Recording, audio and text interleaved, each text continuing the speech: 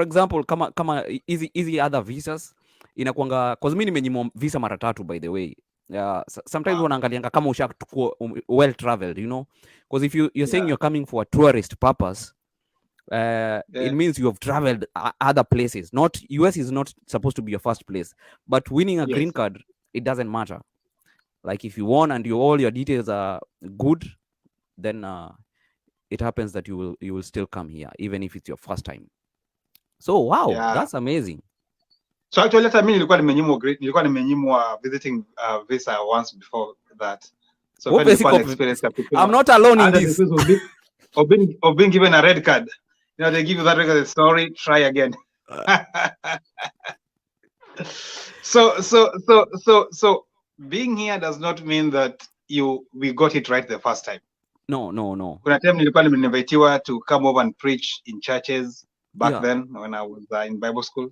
Yes. And I mean, the invitations were good. There was an itinerary to like 7 churches to preach in. I was denied. Where? So pale kwangi mchezo. Tell us a little experience about the Nairobi embassy. Unasianga tu kajisho kanateremka hapa. Unaswetingi mpaka unasahau kizungu. Mpaka unasema my name is. My name was. Unasema my name was. My name was.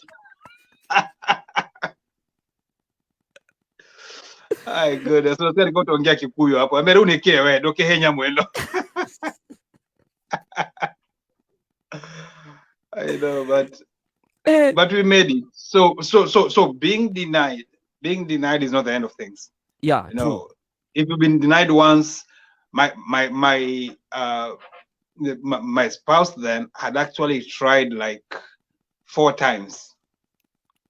Now what? The green card or visa? No, just visiting. Oh, there's a wedding we are going to. Oh, there's a graduation we are going to. And she had been denied 4 times. Wow. Niko hustle mzae. Na kweli nakwambia ufai kukufa tamaa. Ukiona mtu anaenda kwa embassy na ulize mali choo ziko, huyo ni ordinary.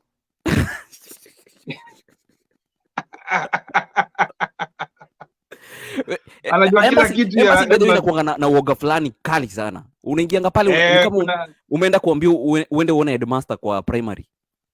Ukiwa just an atmosphere, and then they call you at the window and then they only spend with you like only 5 minutes. Wamekata kesi yako. Kesi yako imeishia hapo.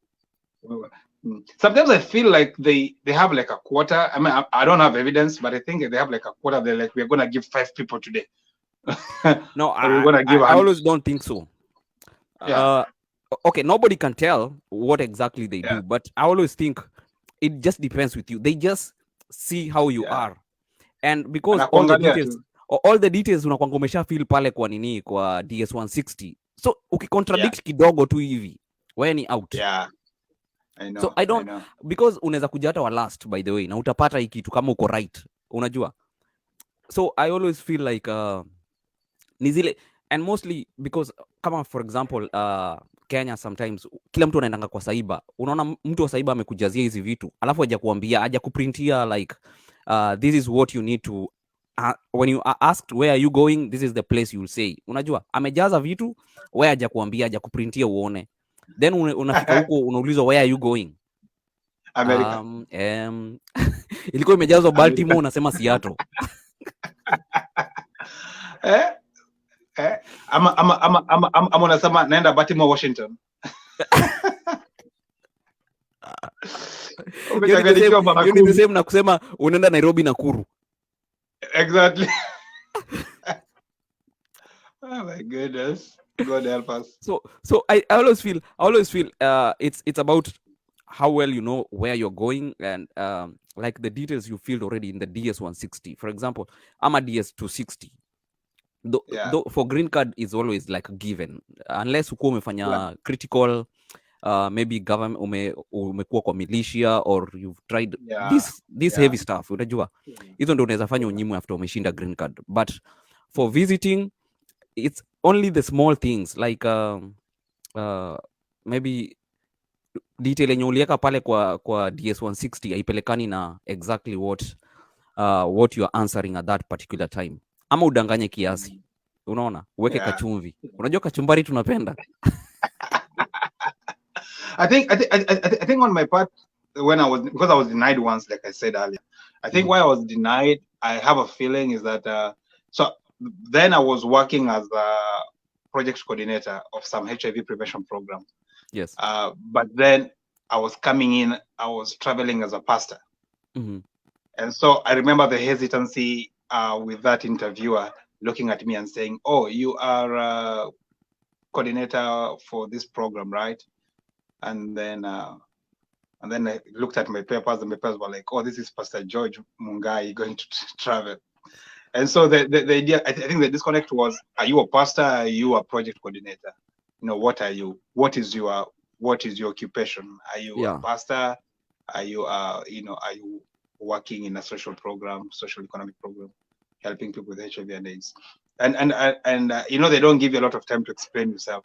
Once you have to say to talk 3-4 paragraphs, then it means you are failing. It should be straightforward. Yeah, you have to be straightforward. It should be like yes, my name is Pastor, this is my church. Yeah. So what are some of the tips unaweza patia mtazamaji mwenye maybe they are maybe having they are scheduled to go for an interview maybe to the embassy, whether it's green card ama nini travel ya kawaida, because they all relate, they are the same. Yeah, I would say for an immigrant visa, which will be the green card one, just line up all your papers right. Do not forget dates.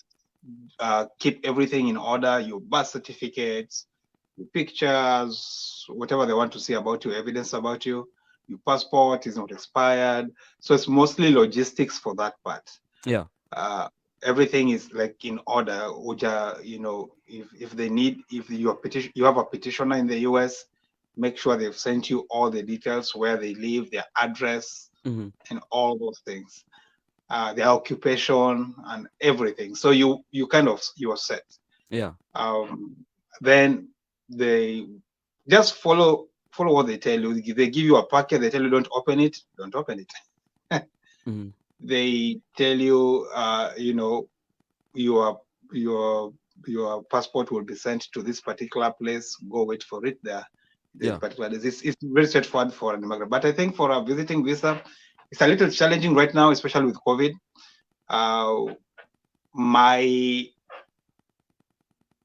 My hunch is that you stand a better chance if you are invited by an institution. If you are coming, the invitation is not personal. It's like, oh, there's this convention, there's this conference, there's this church, there's this event, and you're performing, or you're part of it, or you are delegating it. You probably stand a better chance. If you're traveling in groups, even better, because there is authenticity that there's a group, there's an event, there are many people traveling for this thing. That will be more ideal. Being invited by a person, your threshold of really getting it might be a little hard. But being invited by an institution is a little higher. Or even if it's a person, they see is it a must you go? Like, how necessary is it for you to go? Yeah. Exactly. Because hata kuna watu wanakujanga na mazishi lakini unapata umenyimwa bado. Yeah. Because probably they look at how close you are to the deceased. To the person. I mean, are you... Though sometimes, do you think sometimes it's about luck? Because unapata mtu, kuna watu wamekuja huku, maybe for example harusi, na hata ajui mwenye harusi. Ni maombi pia. Ni maombi pia. Hizi ni maombi. You can't put God in a box. If God has destined you to be somewhere, look at the story of Joseph in the Bible. Joseph doesn't have any credentials. He shows up in Egypt. In fact, he shows up as a slave. Imagine, msa ametokelezea pata simbo chini slave. Yeah. But in many years, he becomes the prime minister of that country. So sometimes it's the trajectory that God has set out for you. And so some of us are here not because we are wiser than the people that are in Kenya, or because it's. I'll also say there is a part whereby it is just the plan of God. and God just aligns you with his purpose. Kuwa mpole, wacha Mungu akutumie. Fuata God, usiforce vitu sana. Ikifika mali inabidi udanganye mara nyingi ndio upate kitu. Nayo. See God. Yeah. Wow, amazing. Ushona kitu na force that, like I was saying earlier, I had a hard time explaining, am I a program coordinator or am I a pastor? Because I'm traveling as a pastor and I have like 7 churches lined up. Like you know, 7 churches lined up to you to go and speak. It means you're really big. You're not a part-time pastor. But what it appeared to that guy, and that was the truth, I was a part-time pastor. I was an associate pastor. My full-time job was as a program coordinator in Nakuru. But then I was going in as a pastor, and ni kama nilikuwa nimejiseti ni kama pastoral job ndio kazi yangu. Yeah. And so even as you explain, unaweza kuona yenyewe hata kitu unasema si hivyo, by the way. Unaweza kuona hizo tunasema yenyewe zingiani. Unajiita kama mkutano unasema nasema ukweli kweli. Unasema it was an old lady. It was like, mother namwambia lakini kama ananielewa. Hata mimi mwenyewe sijielewi kile namwambia. So kama uko na job mingi lazima uweke ile yenye inakaa necessary na ishikane na ile job unaenda kufanya US. Exactly. Put the occupation, and if probably you're coming in as a pastor, have credentials. Like you're a pastor, you're ordained, have all those credentials. Otherwise, they're going to look at you like, you just took up a role or a rank or just a title for you to be able to travel. So be sure that put your best foot forward, do your homework. You'd rather be over prepared. Bring as many things as you think they will need. Sometimes they won't look at all of them, but sometimes when they see how prepared you are, put things in a clear folder, in a clear file. They're like, though nowadays they don't check on papers. They tell you no papers, just tell us. Because already you wrote everything on the DS-160. And they know all these papers, sometimes people forge them. So they're like, no papers, just tell me. So umejipanga na file inatoshana hivi. I mean, she was really fair to me because she allowed me to really present my case. I can talk. So kajipresent mpaka nilikuwa mate imesha kwa mdomo. Then akaniambia, here's a red card, sorry man, try again another time. Unakangu umetolewa pumzi. Unataka kuona madimdimu. Na saa shida kila mtu anakusikia mwenye amekuja interview. Anajua umekosa. Baadhi wao wanakwanga tu hapo nyuma yako wameketi. Wakwange mbali. Uwezo wa cheater tumepewa. Wanakuona.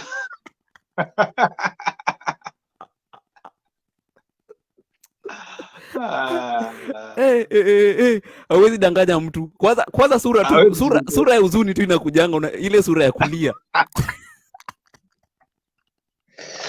Ushecheki ile mshipenda tokenga hapa hivi.